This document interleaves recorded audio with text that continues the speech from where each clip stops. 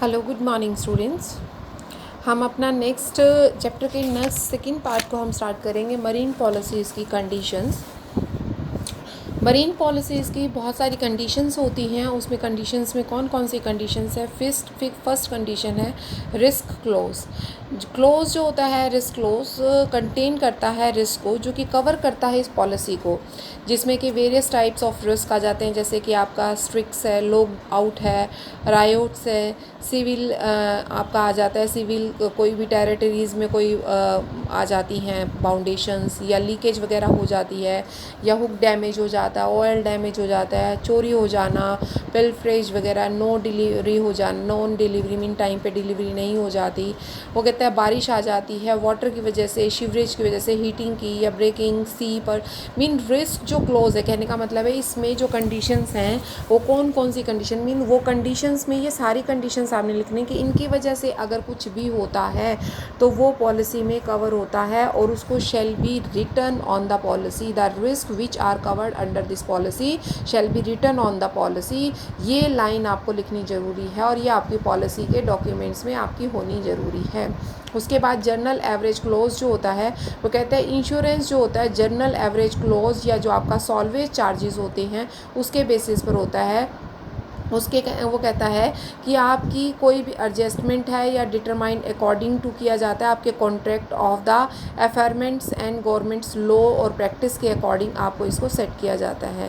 वो कहता है इन सभी को अवॉइड और कनेक्शंस जो है किया जाता है, जो लॉस होता है, लॉस फ्रॉम एनी रिस्क होता है, कवर्ड किया जाता है इस पॉलिसी के अंदर। उसके अंदर तीसरा वो कहता है एक्सलोहेशन क्लोज। वो कहता है एक्सलोहेशन क्लोज क्या होता है, इस कंडीशन में कंटेन किया जाता है लिस्ट ऑफ कॉजेज को which are not cover under this policy mean इस पॉलिसी में जो कवर नहीं होते हैं उन सभी कंडीशंस ऑफ कॉजेज की लिस्ट बना दी जाती है।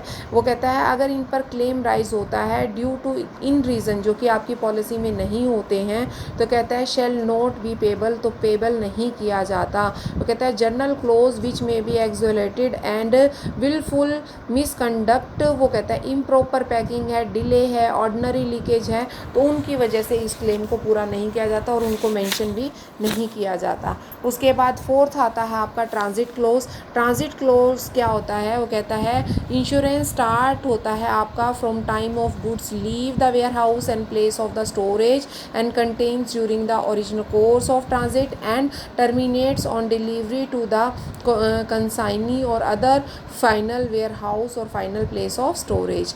फिफ्थ वो कहता है जो आपका वैल्यूएशन क्लोज होता है उसके अकॉर्डिंग आप सब्जेक्ट मैटर जो है वो होना चाहिए और उसी पर आपकी एग्री होती है, जो आपकी सब्जेक्ट मैटर होता है उसी के वैल्यूएशन पर जब दोनों पार्टीज़ एग्री हो जाती है at the time of contract, उसी वैल्यू को आप वैल्यूएशन क्लोज कहते हैं। और जो क्लोज अमाउंट होती है वो आपकी वैल्यू से एक्सीड नहीं होती है कभी भी। जो आपकी क्लेम अमाउंट, मान लो आप 5,000 का इंश्योरेंस करवा रहे हो तो आप 6,000 का क्लेम नहीं कर सकते। क्लियर है। उसके बाद प्रीमियम क्लोज होता है। वो कहता है प्रीमियम जो होता है रिस्क जितना आपका मेंशन होता है क्लोज के अंदर उसी के अमाउंट्स का आप प्रीमियम जो है पे करते हैं जो एश्योर्ड होता है at the time of contract. और कहता है अदरवाइज़ अगर आपका इंश्योरर है आप प्रीमियम पे नहीं करते हैं तो रिस्क जो है वो आपका बियर नहीं करता है द टाइम ऑफ क्लेम, और कोई भी आपका बिस जो है वो पे भी नहीं किया जाता। वो कहता है work of proof of the contract between जो दोनों इंश्योरर और इंश्योरी होते हैं वो ये चीज़ें क्लियर करता भी है। उसके बाद आपका आता है वेवर्स क्लोज। वेवर क्लोज क्या कहता है कि जहाँ पर वो कहता है मेज़र किया जाता है एश्योर्ड और इंश्योरर को टू सेव द गुड्स और the protect the goods from rioting of the goods shall not be consider mean आप खुद ही मतलब गुड्स को बचाने का या उनको चुरवाने का, चोरी कर ले जाएं या फिर वो नुकसान हो जाए, इस तरह का अगर आप कुछ कर रहे हैं तो वो काम अगर आप करेंगे तो वेवर्स क्लोज में डाला जाएगा, उसकी भरपूर्ति नहीं की जाएगी। उसके बाद है कोलेशन क्लोज। कोलेशन क्लोज जो एक्सप्लेन करता है इंश्योरर को लाइबल करता है उस लॉस को जो कि आपका कोलेशन ऑफ शिप से अनदर शिप से होता है। वो कहता है इस सिचुएशन में फुल वैल्यू ऑफ लॉस जो है वो पे नहीं किया जाता है, इंस्टीड ऑफ फिक्स परसेंटेज जो है सिर्फ वही पे किया जाता है। उसके बाद नेक्स्ट आता है कॉन्टिन्यूशन क्लोज। कॉन्टिन्यूशन क्लोज वो क्लोज होता है जिसमें कि इंश्योरेंस कवर करता है continuous on vessels till the wagyu is completed even the expiry of time। आपकी अगर वो विज़िट पूरी हो जाती है उस टाइम तक सिर्फ आपका वो कॉन्ट्रैक्ट या वो क्लोज़ रहता है।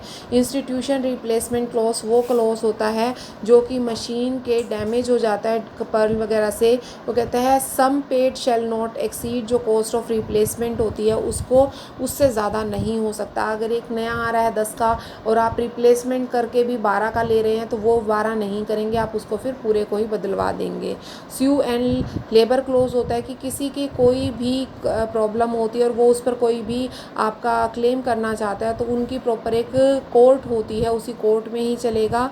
और वो कहता है कि आपका जो एक क्लोज है वो एलो करता है इंश्योर्ड को कि वो रिकवर कर सकता है all those reasonable charges which he incurred from the minimising और एवर्टिंग द लॉस। वो जो लॉस को कम करने में, जैसे मान लो शिप में बारिश आ गई, बारिश आने के लिए उन्होंने क्या लिया, एक वो वाटर प्रूफ टेंट कवर कर दिया अपनी शिप के ऊपर, तो उस वाटर प्रूफ टेंट की जो कॉस्ट होगी वो वहाँ पर उस चीज़ के लिए केस कर सकता है। ठीक है। इंसॉल्वेंसी एक्सक्लूजन क्लोज क्या होता है, ये क्लोज जो स्टेट करता है कि जो इंश्योरर है shall not be liable for the loss और damage rise due to the insolvency या फाइनेंशियल डिफ़ॉल्ट की वजह से आपका जो है वो लाइबल नहीं होता है। ये था बेटा आज आपका जो टॉपिक मरीन पॉलिसीज़ की कंडीशंस। उसके बाद आपका नेक्स्ट टॉपिक जो है वो बनता है आपका प्रीमियम। प्रीमियम जो है बार बार वही टॉपिक्स आते हैं कि प्रीमियम क्या है। प्रीमियम एक अमाउंट है जो पे की जाती है कॉन्ट्रैक्ट ऑफ इंश्योरेंस की। इंश्योरेंस प्रीमियम जो है रेफर करता है अमाउंट ऑफ मनी जो कि स्टैपुलेटेड बाय इंश्योरेंस कंपनी होती है, पेड की जाती है insured to obtain the required insurance cover के लिए। और अमाउंट ऑफ प्रीमियम जो होती है वेरियस टाइप्स ऑफ रिस्क के लिए वेरियस होती है, mean nature of risk, type of policy और राइडर के बेसिस पर डिफरेंट होती है।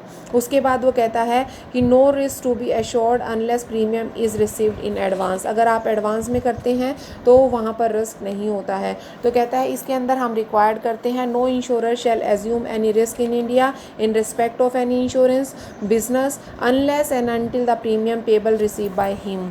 दूसरा वो कहता है the risk for which premium can be ascertained in advance cannot be assumed from the date earlier than। वो कहता है पहले नहीं होगी बाद में नहीं होगी, प्रीमियम के अमाउंट सेम डेट पर पे की जाएगी। कोई भी रिफंड ऑफ प्रीमियम आपका ड्यू नहीं बनता है, कैंसिलेशन नहीं बनता, ऑल्ट्रेशन नहीं बनता। Agent of collect the premium जो करता है बिहाफ ऑफ इंश्योरर करता है and shall have to deposit the premium amount 24 hours के अंदर। अगर उसने कलेक्ट किया है तो 24 आवर्स के अंदर उसको कलेक्ट कर लेगा। ओके। उसके बाद सेक्शन 33 ऑफ मैरीन इंश्योरेंस 1963 के अकॉर्डिंग वो कहता है where an insurance is effect at the premium to be arranged and no arrangement is made a reasonable premium is payable.